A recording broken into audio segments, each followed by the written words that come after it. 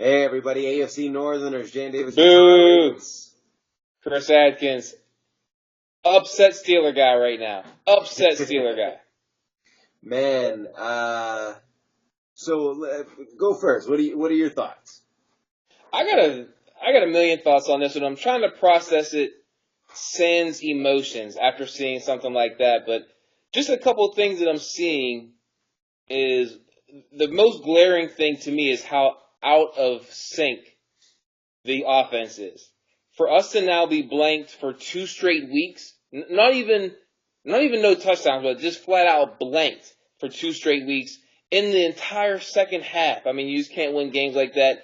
We eked one out against Tampa Bay. They gave us an early Christmas gift. The Ravens weren't so nice, and we got our asses whipped in Heinz Field again. We're 0-2 in Heinz Field this year so far. Oof. Yeah, it really fell apart at the end. Bad throws from Ben, really weird play calls, not paying attention, penalties on defense. There were a lot of weird penalties, and penalties not called for me in this game. For a while there, I was really thinking the refs weren't going to let us win this one because they were making some weird, non calls. But I think that was a bit of a makeup on our side from last week. There were some pretty ridiculous calls in that Tampa Bay game. I think that was the game with the 4 roughing the passer calls, which is almost unheard of in a single game. I was almost happy to see less flags, but still call it properly and fairly, to your point. Some other things I saw out there, just as far as being out of sync, I mean, I'm seeing Ben and Brown really not communicating, really not knowing where each other are in the field. And I gotta say, in the past, the Steelers have gotten away with not having everyone show up to the optional training over the summer, where you see a lot of these teams, the young guys will come out, the people who are really excited to put a jersey on and go out there and play, those are the guys that are showing up to these optional practices, these summertime practices. For you to just not show up and then stink the place up for the first quarter of the season just doesn't really sit well with me. So I need the leadership of this team to step up and lead this team in the right direction.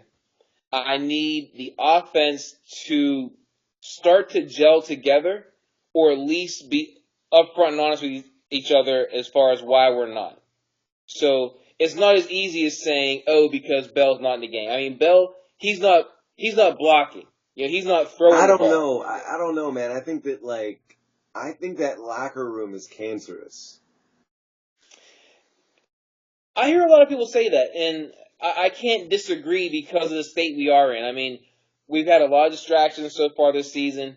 That Tampa Bay game was a distraction from the distractions. Now that's gone, that we've lost again.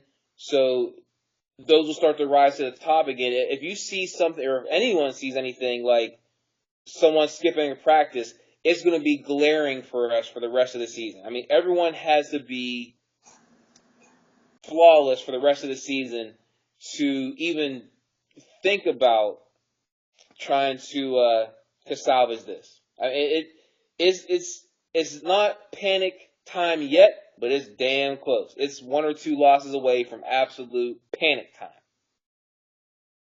Okay. I would be in panic mode if I were on that. Here's my thing. How do you think it's just the new offensive coordinator and Ben aren't gelling, and maybe it's play calling mistakes or action on those play calling mistakes? I mean, one thing that's interesting about the coaches when you think about it, I mean, if you think about the continuity we have at the coaching level, you think about how long Dick LeBeau was there. You think about how long you guys have had 3 coaches. Yeah, we've had 3 head coaches in 50 years. I mean, think about that, and then think of the impact it has in Pittsburgh. The Browns have had 18. Out a coach. Exactly. So for someone to kind of disrupt that continuity, I think there is a bit of some growing pains going on there. If you think about back to when Todd Haley first came to Pittsburgh, that first season was much of the same. He and Ben were just not seeing eye to eye. We weren't scoring points. It looked a lot like how we're looking now.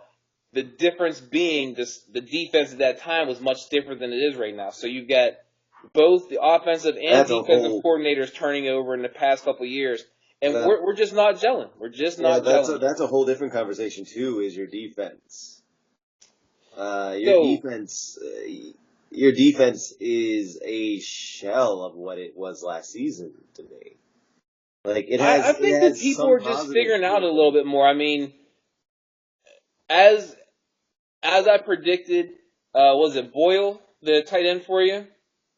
Had a very solid game. I mean, no astronomical, Madden numbers, but he had a very solid game there, tight end. As a blocker, he absolutely did, yeah. And the thing is, we can't cover large receivers over the middle of the field. I mean, it's our poison. You see what Gronkowski does to us every time. You see what Ertz does to us every time. You saw what Kelsey did to us in the Kansas City game. We don't have the ability to cover these big tight ends. We just don't have the matchups. Yeah. And I also I got comments for saying in the last episode that I don't see it going as a high game, right? I didn't see it being a high score game. I didn't see the Steelers putting 30 on us or anything like that. And I think that it's a testament to our defense that we didn't allow, again, any touchdowns in the second half whatsoever. Not one. Not you guys didn't even score. I mean, we're not a second half scoring team to begin with. I wouldn't be too proud about that. But what I did see out there, I mean, be careful because I thought there were sloppy offenses on both sides of the ball, to be honest. I really don't like how I had seen Jackson being used. Not because I don't like him being on the field, but if you're going to put a Heisman-winning quarterback on the field, let him throw the ball one time. I mean, let him air it out one time. He came in and just ran it every time. Unless there's a formula going on. I mean, he's got to get experience throwing the ball if he legitimately wants to be on the field. I think it's hasty to sit there and think that that idea whenever history will show. Like I'm any opinion on it is speculation, I guess, and any result on it is speculation. But I think that letting him consistently run the ball or run with the ball is going to pay dividends in the future because teams in the future will then be looking at him under quarterback and wondering what's happening.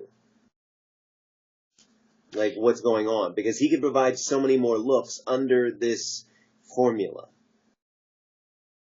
If that's the case, you might as well put a running back there to take the snap and just go full-on Wildcat. I mean, that's essentially what he was doing, going full-on Wildcat today. Mm-hmm. There was no threat of him throwing the ball at any point. I think that is that's one of the things that we may have to consider is the future look of football.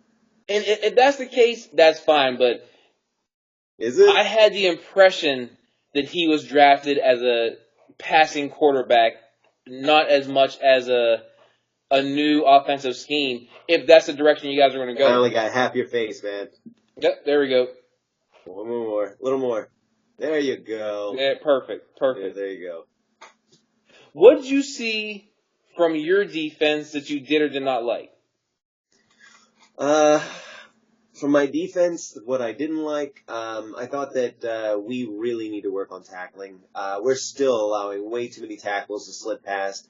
There were people who just straight up went for a tackle and missed the guy completely. Worse is whenever we get those big bodied tight ends coming through, Vance McDonald just plowed right through us, and it literally just had guys attaching themselves to him like lampreys and trying to take him down.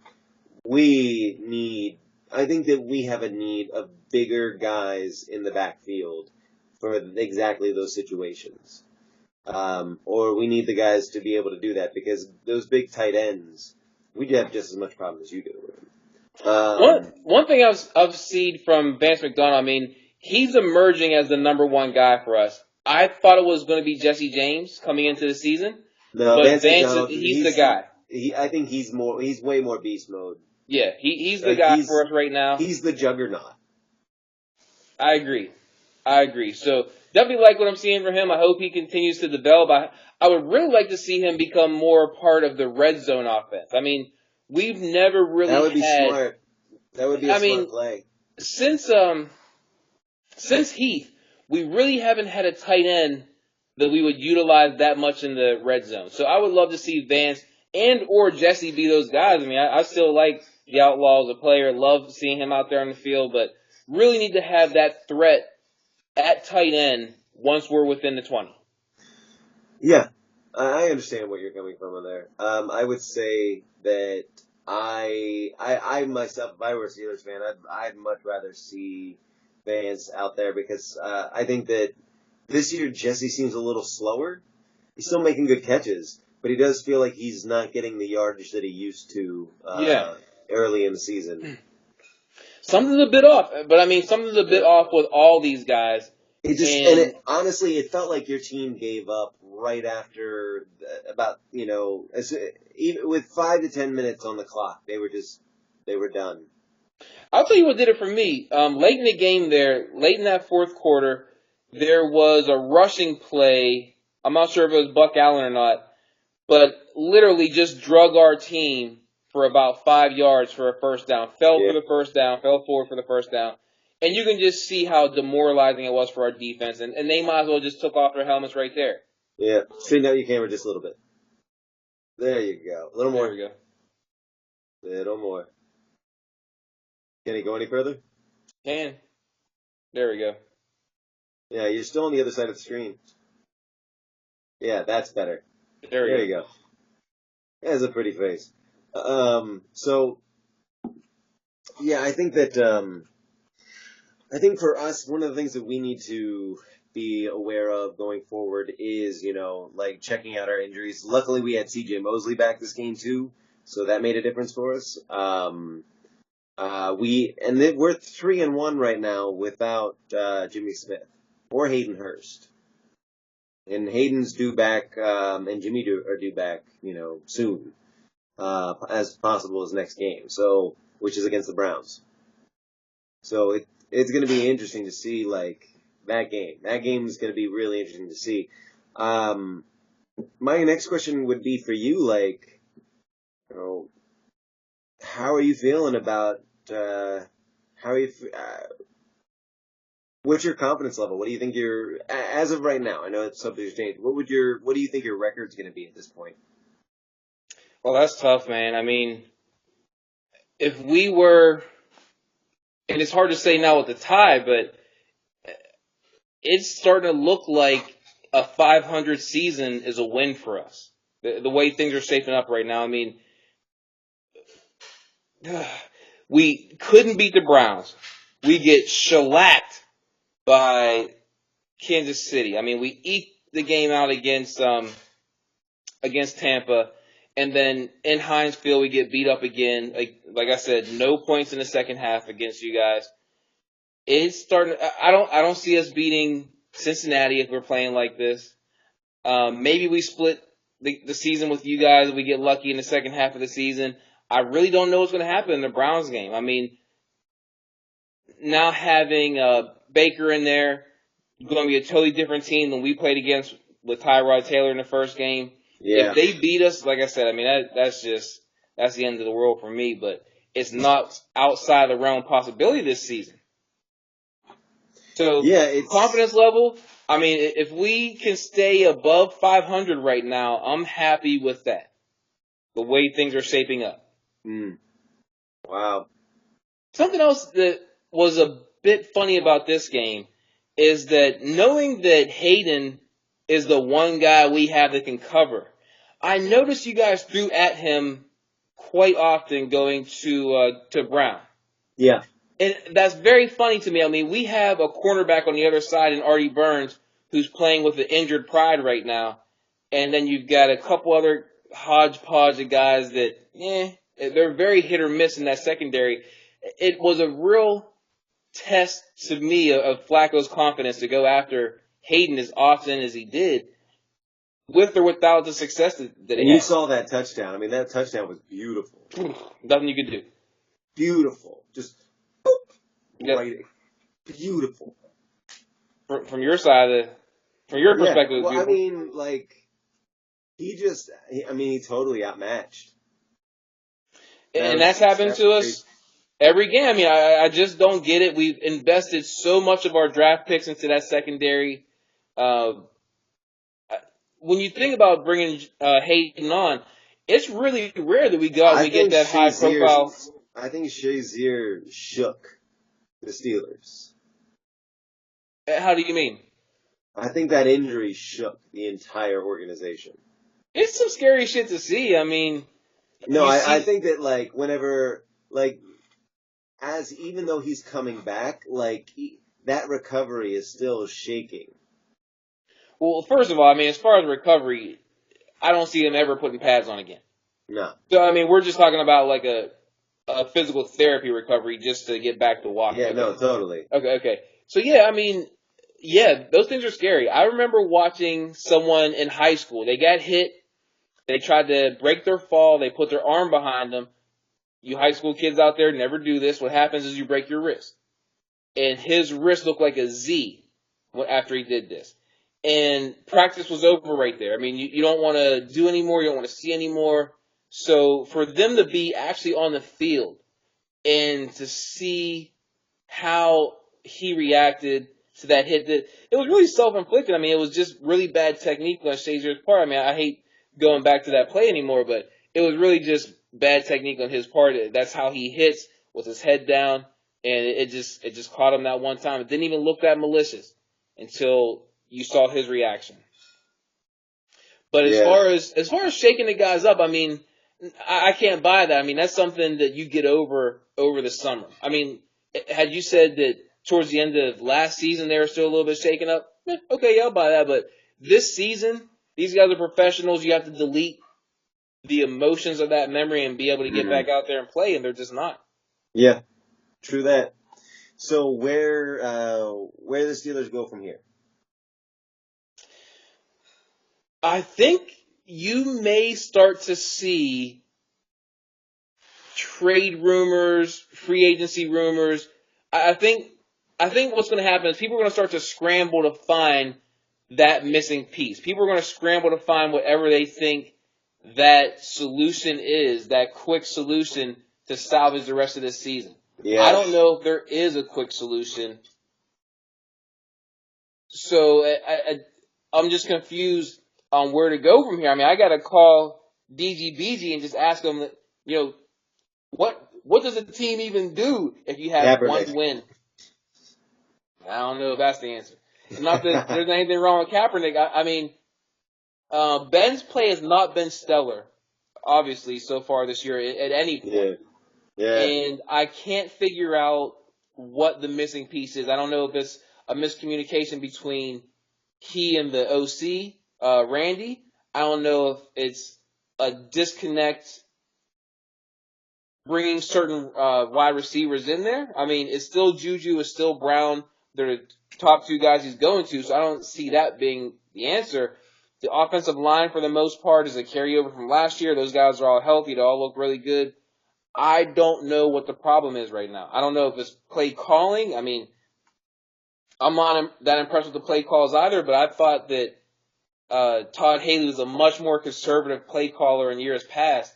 I'd rather try something different, I think, than go back to the way Haley was calling plays. Yeah, there was nothing really interesting or special from the Steelers' offense. There hasn't been all season, really. There was nothing that blew my mind, or nothing that was like, holy shit, that was a great play. It has been a very basic kind of deal. That's what I'm seeing, and those are the types of things that you get blanked in the second half. So another issue that I have, and I'm just now thinking about this now, the emotions are kind of calming down a little bit. The one knock I do have on Tomlin, throughout his career, I've always felt that Tomlin lacked the ability to make really strong halftime adjustments. So you look at our Patriots games, you look at our games against you, I mean, all of our high-profile games, they may have been close at halftime, but we tend to get our ass whipped in that second half. And I think that's a bit of what you saw today. I think you guys just made very good adjustments at halftime to be able to prevent us to put up any more points after half, and that's what happened. Yeah, I do not disagree. I think that you guys really didn't make an adjustment after halftime, and we continued to make adjustments. I would say that that is a very fair way of assessing that game. All right, man. Well, I look forward to collecting your jersey later in the real Virtual jersey swap. virtual jersey swap. Um, who's up next for you? Ooh. You know what? I'm so focused. I didn't even look. I'm drawing a blank right now. I'm just stuck on this game. Okay. Who do you guys Uh, have coming up? we got the Browns. Yeah. Yeah. How do you feel about That's that? in a later video for me. No, just off the cuff. How do you feel about that? I think that it's going to. Where I think is it's it? going to be a First of all, fun, interesting game because I am the person other than BGBG that thinks the Browns are better than everybody thinks they are. where's the game going to be? We're playing them at there. Yeah, we're at Paul Brown, not Paul Brown. We're at the Cleveland Brown Stadium. Who owns their stadium? What is the name of their stadium? I forget.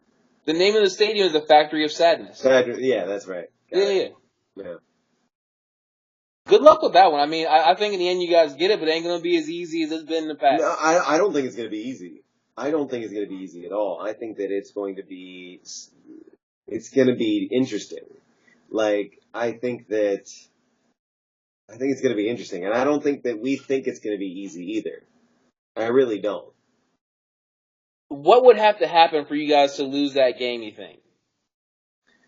Uh, Conservative play calling, miss, not realizing that Baker Mayfield, it does not stop. Like, he's not a guy that gets beat. He's winning till the game's over. Like, he just has that mentality. If you watch him, that's really how he is. Like, even whenever he screws up, it doesn't affect him. He just keeps going, and even if there's 10 seconds left on the clock and he's down by 20, he's gonna make that 20 somehow. Like, that's his mentality. I respect that. Number one overall draft pick. I mean, you have to have that. You have to have that intangible. I'm glad he does. Good for those guys. So, Yeah. to I answer your think that, question, go ahead. I, Go ahead. yeah, so I would say that we lose that game by, like, really bad, like, clock management, play calling, coaching, basically. The other way we lose that is if we just basically don't prepare. If we don't prepare for what they can do, then I mean that's really it. Like I think that it really comes down to preparation, and not just preparation by the coaches, but absorption of that preparation by the players. Because there's a lot of things about the Browns that are trickier than they look. The thing about them, and you think about playing the Steelers and the consistency, you know what you're going to get. Like, you know what Brown's going to do. You know what Ben's going to do. If Bell's on the field, you know what he's going to do. I mean, our whole defensive line, you know what you're going to get with Bud Dupree. You know what you're going to get with a lot of those guys. I have no idea what I'm going to get against the Browns in any given Sunday. On any given Sunday. Yeah. I have no idea what you're going to They get from were those really guys. By the way, I just want to go on record and say, Browns fans, the refs stole that game from you. Like, I'm sorry, but the refs stole that Worst way to game from lose. you. It was such a I don't believe anything other than that truth. Sorry, I watched your game and I'm so mad that the refs stole that game from you. Even though you're my rival, like that shit was bullshit. Anyway, So uh, I just cheated a little bit. We have the Falcons coming up, and then we have Cincy. well, the Falcons just lost to Cincy. So if you Eh. beat the Falcons and then lose to Cincinnati, that's interesting. Honestly, I'm pulling for you to beat the Bengals because we beat you and that makes us better. I do think that we have kind of that kryptonite for the Bengals. I mean, Mark just hates it that for whatever reason, especially in the postseason, obviously in the postseason because they don't win in the postseason, but those guys just have real trouble beating the Steelers, especially Yeah, late in the season. So I wouldn't be surprised if they take this first game, but when shit really starts to matter after week 8, yeah, I don't know. I don't yeah. know. We'll see how that goes for them. All right, man. All right. We're gonna wrap this up. It's been great talking to you. I'll talk to you later. I look forward to seeing your individual video coming up for Atlanta. Go watch the Atlanta Bengals game. I highly recommend you watch that. It was interesting. And Whoever's winning the Atlanta game at halftime is going to win because the Falcons, I still do not trust them in the second half after that Super Bowl. I've never seen anything like that before in my life. I hope I never do see anything like that again in my life. Same thing happened in this game. Same thing. They're just they fall apart. I don't know what it is after second half. I don't know if they're drinking in the back. I don't know what's happening, but like, we might as well just end that game at halftime and just whoever's winning, you won. Because that is going to be a sloppy game in that second half. Yep. All right, man. All right, brother. It was great talking to you. Make sure you check out DGB's video. He just did his Browns. Mark Herman, he did his Bengals. We did ours together. So we'll have individual videos coming up. Bye, guys. Later.